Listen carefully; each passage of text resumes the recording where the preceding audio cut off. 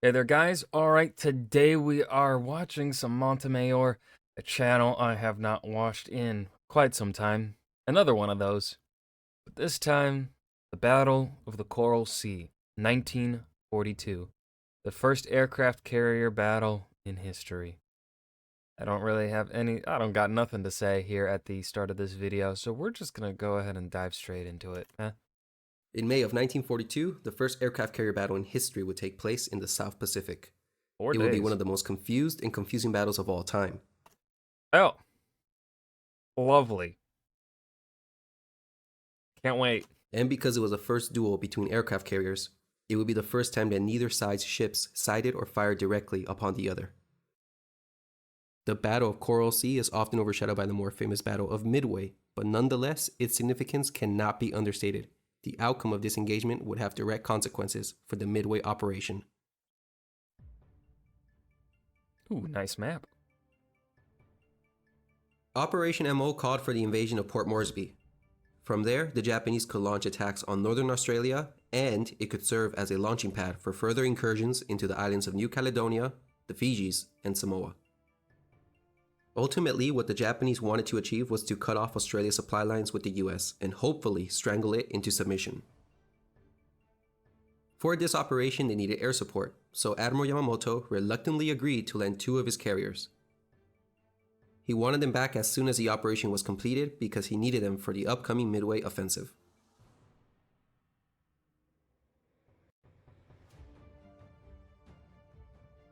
As was typical in Japanese operational planning, the operation was unnecessarily complex. Damn, First, roasted. Tulagi would be taken on May 3rd, while receiving air cover from the Carrier Strike Force and a covering force under Rear Admiral Goto, which contained a light carrier and 4 cruisers. A seaplane base would be set up for air reconnaissance. Goto's covering force would then head north and team up with the invasion convoy that would have departed Rabaul on May 4th. The 6-day voyage would pass through the Jomard Passage. Additional seaplane bases would be set up along the way to supplement the air searches. This was a dangerous stretch for the Japanese, since they would be subjected to air raids from land-based bombers based in Australia. But no worries, that's what the Carrier Strike Force was there for, to provide air cover. And finally, on May 10th, the invasion party would land and Port Moresby would be taken. But as you can see, the plan relied on perfect coordination with 5 separate groups. Yeah. The Japanese were depending on encountering a passive enemy who would follow the Japanese script. If they were to run into any determined counterattack, their plan was surely unbound. In regards to enemy opposition, the Japanese were optimistic. At most, there could be 2 American carriers present, but they weren't counting on it. And if they showed up, Vice Admiral Takagi was confident his own carriers would make easy work of them. Plus, they also had surprise on their side. Well, sort of. Because little did they know, the Americans were completely aware of the upcoming invasion. At Oof, Japan. Oof. this stage of the war, the greatest American weapon was their radio intelligence. Thanks to skilled US Navy codebreakers, enough pieces and fractions of messages were By April, Admiral Chester W. Nimitz, commander of the U.S. Pacific Fleet, knew that an offensive in the South Pacific was in the making. Oh, okay. deciphered that a rough timeline for the operation was made available to the Americans. However, to meet the Japanese, the Americans had only one carrier available, the USS Yorktown. The US Navy had 5 carriers in the Pacific at this stage in the war. 1 had been torpedoed and would be in repairs for several months. 2 were coming back from the recent Doolittle raid and were unavailable. So, they could only reinforce the Yorktown with 1 more, the old but reliable USS Lexington. The American plan was simple. Stay at the edge of Japanese air range and launch counterattacks when deemed suitable. The Americans relied not only on Australian bombers to conduct their air searches, but also on their own scout planes. The Japanese differed from this doctrine. They strictly used their own carrier aircraft for offensive capabilities, not scouting. Thus, they solely relied on land-based aircraft, seaplanes, and flying boats to do all of the reconnaissance. Their seaplanes had an extraordinary range of 3,000 miles, meaning they could search up to 1,000 miles. Still, this wasn't enough. In war, one must do his utmost to get the most accurate reconnaissance. The one who can spot the enemy first and spot them accurately is the one who gets to strike first and thus achieve victory. Keep in mind that weather could play an important role during air searches. Whoever operated under cloud cover had an advantage. It gave them protection from enemy reconnaissance, and it would make it difficult for the enemy aviators to attack them. During the first days of the battle, the Americans would benefit from this. If there is something to be learned from this battle, it's that reliable reconnaissance is key. You'll see how it will fail both sides in the following days. Oh, both? Okay. There were 5 separate groups for Operation MO, including 2 invasion convoys. A light carrier, the Shoho, would provide air cover for each of the invasion forces, but it was the carrier striking force that provided the main punch. It was composed of the Shokaku and the Zuikaku. Together they had 121 aircraft. It was under the command of Vice Admiral Takagi, but tactical control was given to Rear Admiral Hara, a veteran of naval aviation warfare. The Americans had Task Force 17 with the Yorktown in the South Pacific. It would later be reinforced with an Australian-American cruiser force under the command of Rear Admiral Crace, Royal Navy. Once the Lexington arrived, the 2 carriers would have 134 Lexington. Nice. Nice. planes between them. Rear Admiral Fletcher was in command, but tactical control was given to Rear Admiral Fitch.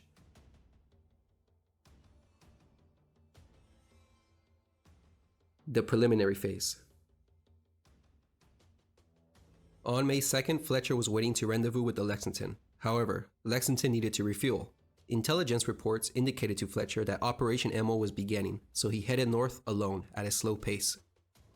At 1900 hours, he got a report of the Tulagi invasion force making its way towards Tulagi. He decided to launch an attack on his own. He increased his speed and headed north. Although attacking the landing force on Tulagi would reveal the presence of a US carrier in the area to the Japanese, Fletcher deemed it justified if he could deliver a punishing blow. The next day, on May 4th, Fletcher launched an early morning strike. He was under some protection because he was operating under heavy weather. The Japanese were caught completely by surprise and were practically defenseless. 3 attacks in total were launched throughout the day. Despite such a large amount of ordnance being dedicated to this attack, the damage was modest, and in spite Dang. Okay. A whole ass two? One whole ass destroyer sunk, 1 destroyed. I mean, 87 men killed, and you only lost 3 planes. Well, okay, how many people are gonna be in that plane? I'm assuming they're launching fighters and not bombers. What, probably 2 men per plane, I'm assuming? Okay, I mean, planes are still a pretty heavy loss, but I mean, taking out 2 destroyers. It's modest, but you know, it's better than nothing. spite of the attack, the Tulagi seaplane base would be operating 2 days later. On May 5th, Fletcher met up And also provides a bit of a disruption to the Japanese plans that were provided earlier. with the Lexington and their cruiser force. They topped off on fuel, and on the 6th, Fletcher combined all the forces at hand into one enlarged Task Force 17. Fletcher had correctly deduced that the invasion force was going to pass through the Jomard Passage, so they began to head northwest, but only after they had sent their only oiler and her escort to the south to a designated safe area. He thought the carriers were in the Bougainville area. They were probably going to head south to guard the left flank of the convoy. Boy, he couldn't have been more wrong. The Japanese carriers were actually on his exposed flank, coming right at him and within striking distance. But let's see how they got here in the first place. To minimize the chances of discovery, the Port Moresby operation called for the carrier strike force to conduct a wide sweep around the Solomon Islands so that they could enter Coral Sea from the east. However, a seemingly simple mission had given loads of trouble to the carriers. They were tasked with ferrying 9 Zeros to Rabaul to strengthen the airbase there. On the 2nd of May, the fighters set off, but bad weather forced them to return. They tried again on the 3rd, and again they had to return due to bad weather. Ultimately, they were unsuccessful, and this 2-day delay is what made them be here instead of here, where they could have possibly launched a counterstrike against the Yorktown. Oh. Anyways, the strike was a shock for the Japanese, and to complicate things more, Takagi was in the middle of refueling when he received the news of the attack. He ceased fueling and headed south immediately in pursuit, but by then, Fletcher was Is that feeling issue gonna provide? Is that gonna be a problem for the Japanese later on in the fight? I think it might be. I think that's some foreshadowing right there. long gone. On the evening of May 5th, Takagi turned west into Coral Sea where he planned to refuel on the 6th. It must be noted that even at this point, given the tactical situation of there being an enemy carrier on the loose, the Japanese carriers were still not launching their own searches. Instead, they waited passively for reports from land-based aircraft. Huh. Actually, on May 5th, a flying boat appeared in the vicinity of Task Force 17 but was shot down. The crew either sent no message or did, but it failed to reach Takagi. Nevertheless, the failure of this aircraft to return gave the Japanese a vague notion of where the American carriers might be. And so, as it came to be, on the 6th of May, the Japanese were in a perfect position to launch an ambush on the unsuspecting Americans. While the Americans incorrectly searched to the north, the Japanese correctly searched to the west. At 1000 hours, a flying boat spotted Task Force 17. But once again, Takagi was caught in the middle of refueling when he received the report. By noon, he was heading south in pursuit. However, by the evening, enthusiasm had fallen. There was bad weather. It was getting late, and he roughly knew where the American carriers were, but he didn't want to send a search to confirm it, because he feared that it would alert the Americans to his presence. So he decided not to rush it.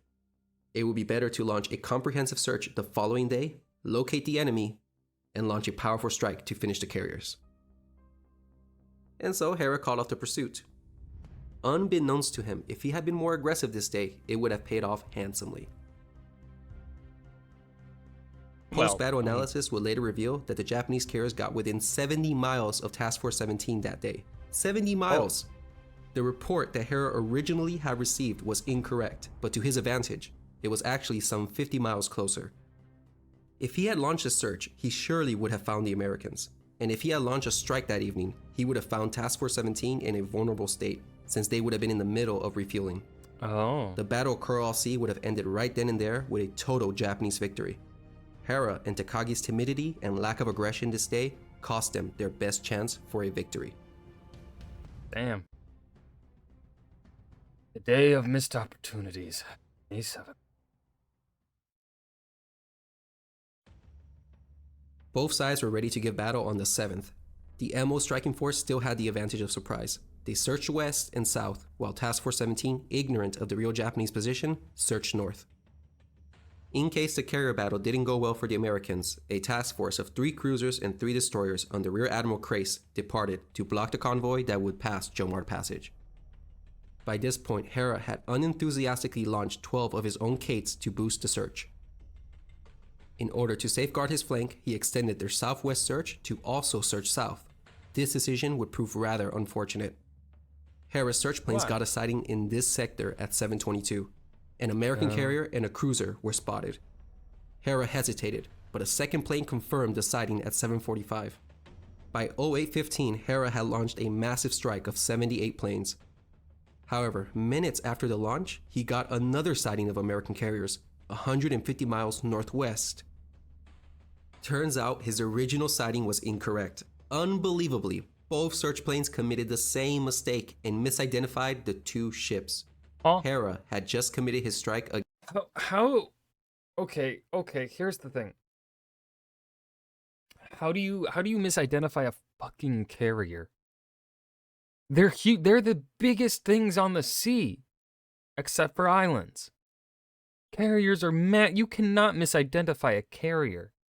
Are they blind? Were the pilots blind? Stupid? Like, I can understand maybe like a cruiser and a destroyer, those things. But a carrier? Against the wrong target. He declined to recall the strike. He didn't want to break radio silence, and he hoped there would be other targets of some value. The planes reached the target area, found the oiler Neosho, which by the way was a Pearl Harbor survivor, and the destroyer Sims. Both had left Fletcher the day before. The pilots spread out and wasted 2 hours searching for more valuable targets, and of course they found none. So they finally settled on these 2 secondary targets. At 12:15, the Sims was hit by 3 bombs. The destroyer split in half and sank with a heavy loss of life.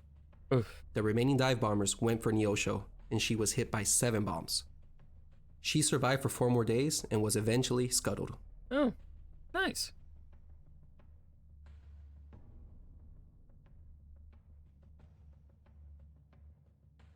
The Japanese strike arrived late that afternoon. The launching of a second strike this late in the day was doubtful. However, the attack didn't compromise their position.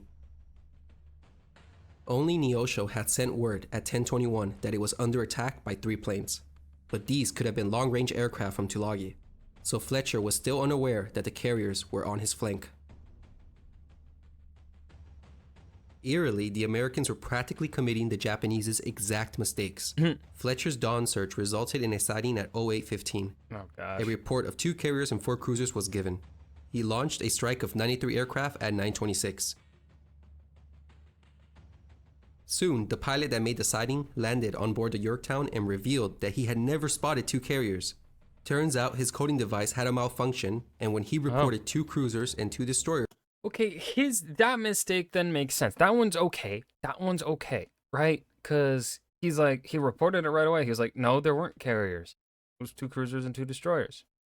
That one's fine. But the Japanese, though, do they have that same? As far as we are aware, they do not have that same excuse. It came out as 2 carriers and 4 cruisers. Therefore, by about 10:15, the situation was that both carrier forces had simultaneously launched their strikes against the wrong targets. That's funny, though. Just like Takagi, Fletcher declined to recall the strike. It pressed on.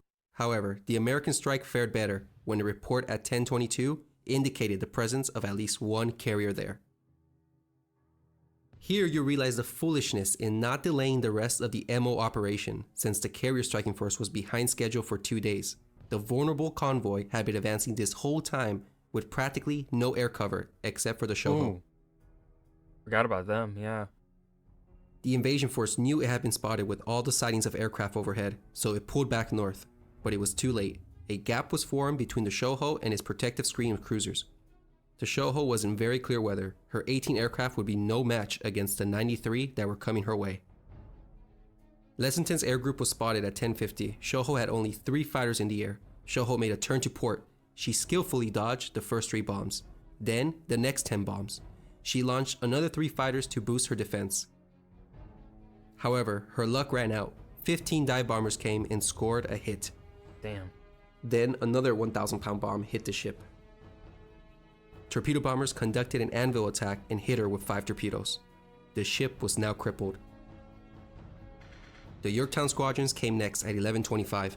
They should have ignored her and gone for other targets, but they didn't. They landed another 5 to 6 more hits on the carrier and another 2 to 5 torpedo hits.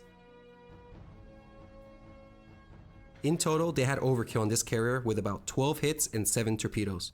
Just a At little bit of 11:31, overkill. abandoned ship was ordered. All 18 planes were lost either by ditching or being destroyed, all for the loss of 3 American aircraft. The Shoho had a heavy loss of life and was the first Japanese carrier to be sunk in the war.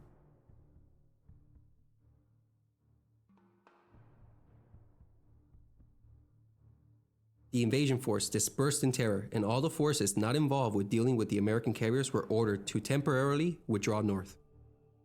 Fletcher's force was recovered by 13:16, but he was hesitant to launch a second strike against the convoy because he still didn't know where the main Japanese force was. He knew of the loss of the Sims and the Neosho, but that still didn't pinpoint the exact location of the carriers. Also on the 7th, Crace's cruiser force was spotted and attacked by a force of 31 bombers and 11 fighters in the afternoon. Luckily, none of the ships were hit. He was even attacked by 3 friendly B-17s by accident, What? but also survived that without a scratch. The Japanese heard about Shoho's loss and were eager for revenge. With the number of aircraft involved during the Shoho attack, it was clear that 2 carriers were on the loose. Only now were the Japanese inclined to take risk. They decided to make a dusk attack, a long-range search and destroy mission with their best pilots. Based on a sighting at 16:15, they sent 27 bombers to search west. Mind you, these pilots have just returned from a 7-hour mission and were exhausted. Yeah, not a good idea. The strike was launched, but the weather was terrible, and they ended up missing the Americans. American radar detected the flight, and an ambush was set up on a portion of them. 9 were shot down. Nice. The rest continued their mission, unaware that they had passed the enemy fleet. They finally gave up, jettisoned their bombs and torpedoes to lighten their weight, and headed back home. Did they not? And it was only on the return trip that they run into the Americans. But Oh, that is some terrible luck. they didn't have their bombs anymore.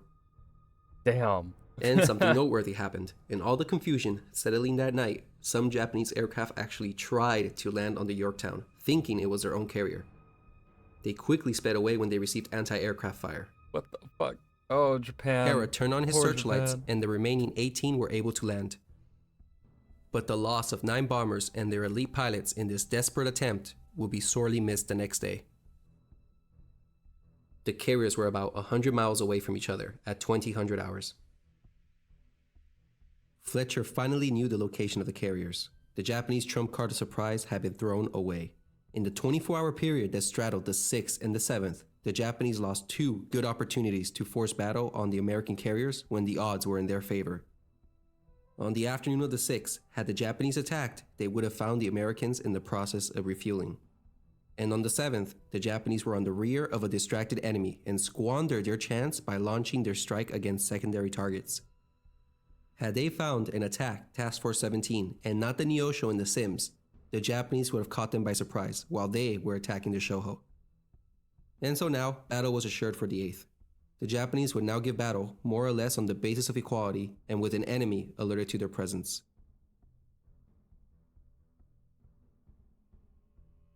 The carrier battle, May 8th. This day, Lady Luck was on the Japanese side, as cloud cover had moved and was now over the Japanese force. Both Fletcher and Takagi found what they were looking for.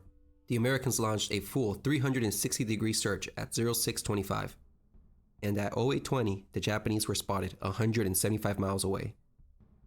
On this day, Fletcher had 117 operational aircraft. He dispatched a striking force of 75 planes.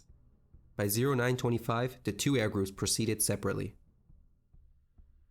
The Japanese search aircraft were launched at 0615 and made a spotting at 0822. The MO striking force had fewer aircraft, 95 operational planes, but managed to put together a strike of 69 planes. Nice. Almost simultaneously, both strikes occurred. Oh, but the planes didn't run The into Yorktown each other? dive bombers spotted the Japanese carriers at 10:32. They decided to wait for the torpedo bombers to catch up, but it wasn't worth it. This 20-minute delay allowed the Zuikaku to disappear under the clouds. Also, this allowed more Japanese fighters to be launched to strengthen the air defense. At 10:57, the attack finally commenced. The planes of Yorktown and Lexington attacked separately, and Shokaku, being the only carrier visible, took the brunt of the entire attack. The first 7 bombs missed. Then came 17 dive bombers. A bomb struck the bow, which started a fire. The rest of the squadron followed. One of her pilots, Lieutenant John J. Powers, with his aircraft already damaged, dived well below 1,000 feet to ensure a hit. He wasn't able to pull out the dive in time, and both he and his rear gunner were killed.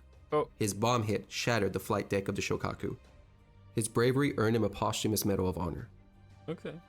The torpedo bombers came next and launched from extreme range, and all of them missed. By 11:05, Shokaku had been hit by 2 bombs and was popping in and out of cloud cover.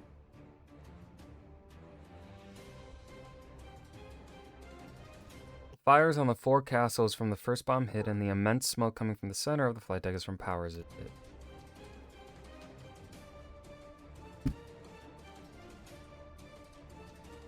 Note the poor AA fire the Japanese were able to put up and the absence of any nearby Japanese escorting ships. I can see that. Yes, indeed. Half an hour later came Lexington's strike. However, 14 planes never even made it to the target because they got lost in the bad weather, so only 22 made the attack. 4 dive bombers came and scored 1 hit at 11:40. The remaining 12 torpedo bombers came and launched their torpedoes, but again, they all missed. By 11:50, the attack was over. It was a poor performance. Although they managed to strike the Shokaku with 3 heavy 1,000-pound bombs, she was in no immediate danger of sinking. The attack had cost the Americans 2 dive bombers and 3 Wildcats. The Japanese Combat Air Patrol lost only 2 fighters. After the attack, the Shokaku had to depart the area, leaving the Zuikaku as the sole carrier. The Japanese attack differed greatly in coordination and precision. For better or worse? Warrant Officer Kanyo Kenzo, the pilot who made the original sighting, was on his way back to his carrier. He made a heroic sacrifice by turning back to lead the strike accurately to its target. This spelled a death sentence for him and his crew, who now wouldn't have enough fuel to return. His plane would be shot down shortly after the battle. For their bravery, the three men would be awarded a posthumous letter of commendation, personally signed by Admiral Yamamoto. Couldn't get the Emperor to do it? Radar detected the Japanese strike at 10:55. They were 68 miles out. The Americans sent 5 fighters to intercept them, but they missed them. Remember that radar interception was in its infancy at this stage of the war. The Japanese were to launch a superior coordinated strike with both their torpedo and dive bombing squadrons. Of the 18 Capes, 14 selected the Lexington, and 4 would go for the Yorktown. Of the 33 dive bombers, 19 went for the Lexington and 14 for the Yorktown.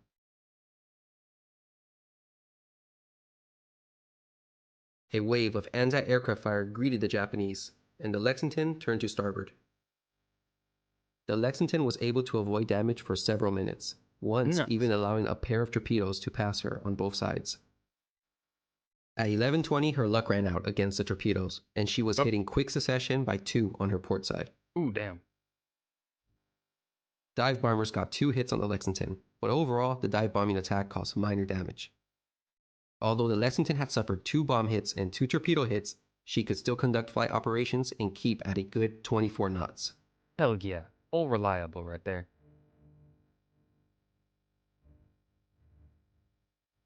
A Japanese photograph showing the USS Lexington under air attack. Note the more effective AA fire the Americans were able to put up.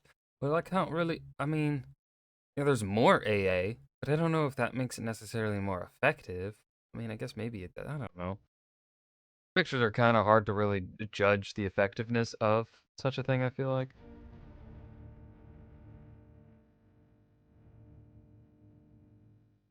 The Yorktown was more maneuverable and was able to dodge all the torpedoes. But she was hit by a 500-pound bomb, and it went through 6 decks before finally exploding. Despite the effort of 20 Wildcats and 23 Dauntlesses on combat air patrol, Japanese losses were light. 5 dive bombers and 8 torpedo bombers were lost to the Americans.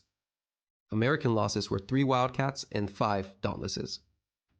However, on the return trip, the Japanese had to ditch 7 aircraft, and 12 more were thrown off the decks after they had landed. So in total, Japanese suffered more losses during the 8th. The MO Striking Force lost 34 aircraft in combat, as opposed to 19 for Task Force 17. But there was trouble on the Lexington. As the day went on, her condition grew worse, as explosions rattled the ship. There was an explosion at 12:47, then a huge one at 14:42, and then a third one at 15:25. Soon, fires began to spread uncontrollably throughout the carrier. It was then clear that she wouldn't be saved. After the crew had been rescued, the carrier was scuttled. Of her crew of 2,951, 216 men died. The Lexington took with her 35 aircraft still on board, leaving the Yorktown with only 39 aircraft. Fletcher had no option but to withdraw. This battle had already cost the Pacific Fleet 1/4 of its carrier's strength. But on the flip side, the Japanese situation also didn't look promising. The Zuikaku was left with, oddly enough, 39 operational planes. Fuel was down because of all the fuel interruptions, pilots were fatigued, and with this low aircraft As I said, the fuel thing. Foreshadow. strength, the carrier striking force was not capable of supporting the invasion force, so they wisely pulled back. The battlefield did lay in Japanese hands. The Japanese could have pushed forward and taken Port Moresby with little opposition. All that was left were Army land-based bombers who posed little threat to ships underway at sea. But again, this is hindsight. Back then, it would have been ludicrous to send a vulnerable convoy without sufficient air cover. Operation MO was over. Casualties were as follows for the Allied forces. The Americans lost a Lexington, a valuable fleet oiler, and a destroyer. 66 planes were lost, and personal casualties were at 5. I like how we are getting both the number. Like, I love exact how much he is providing. We aren't just hearing the amount of men killed, but we are getting like the tonnage. It's when you like. I mean, especially for me, right? It is hard to picture really like. I know aircraft carriers are huge because I'm familiar with history and American military history, even though I'm not a fan of it.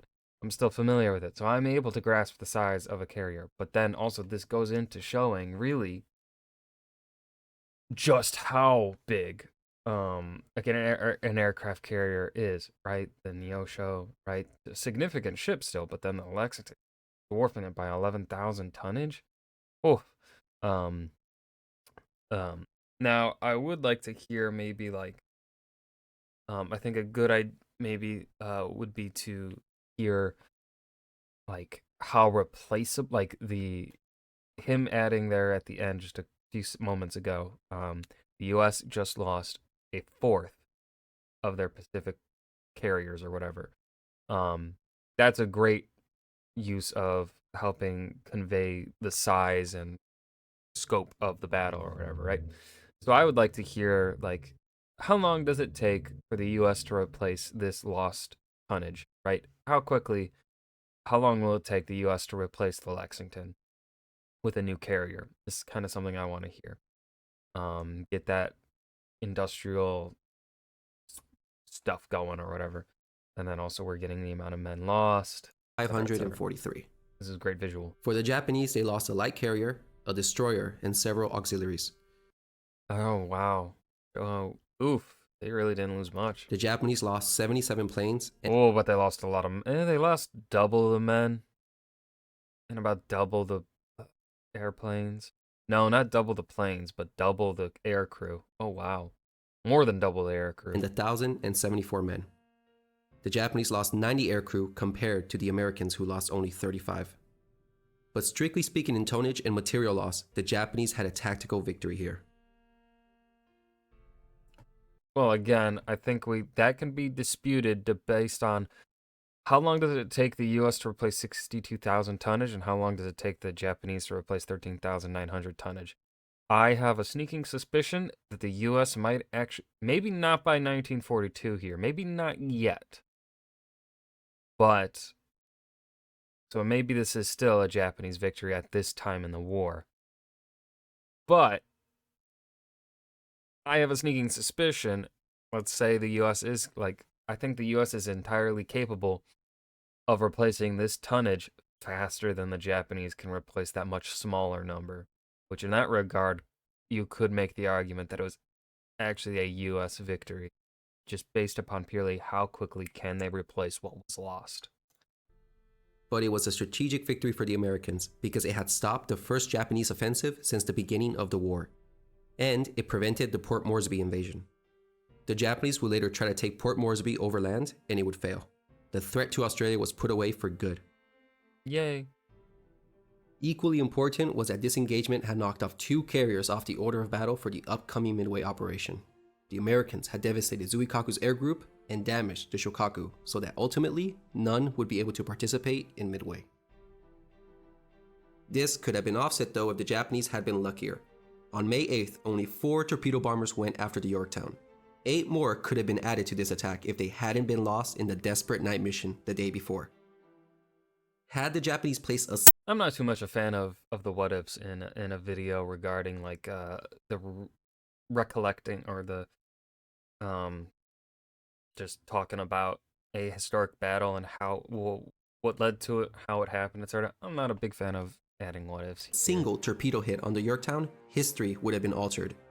Because again, that's a very right, the information available at the time, it's kind of a hard thing to do. Even if the Yorktown had survived, she certainly would not have been repaired in time to participate in the Midway battle, where, as we know, her aircraft would end up playing an important role. Instead, it would now just be 4 carriers for the Midway operation. Oh well, they should be able to handle themselves. Yamamoto was confident in his forces.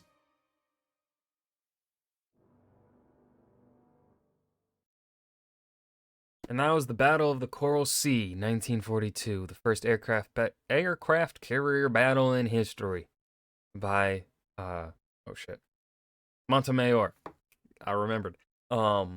This was decent. I think he's definitely made better. This one felt a bit overly. I think it was a bit too long for the bat. Like I think this definitely could have been condensed a lot more in the script. I think especially a lot of that preliminary information on the lead up to the battle probably could have been condensed a whole lot more, right? That was like the primary chunk of the video, like 18 minutes of lead up to the battle. I think that could have been condensed quite a bit. But other than that, good video. I hope you. I love. I've always enjoyed his visualizations in his videos. So I hope you guys enjoyed as well. Remember to hit that like button and subscribe for more. And I will see you guys in the next video. Peace.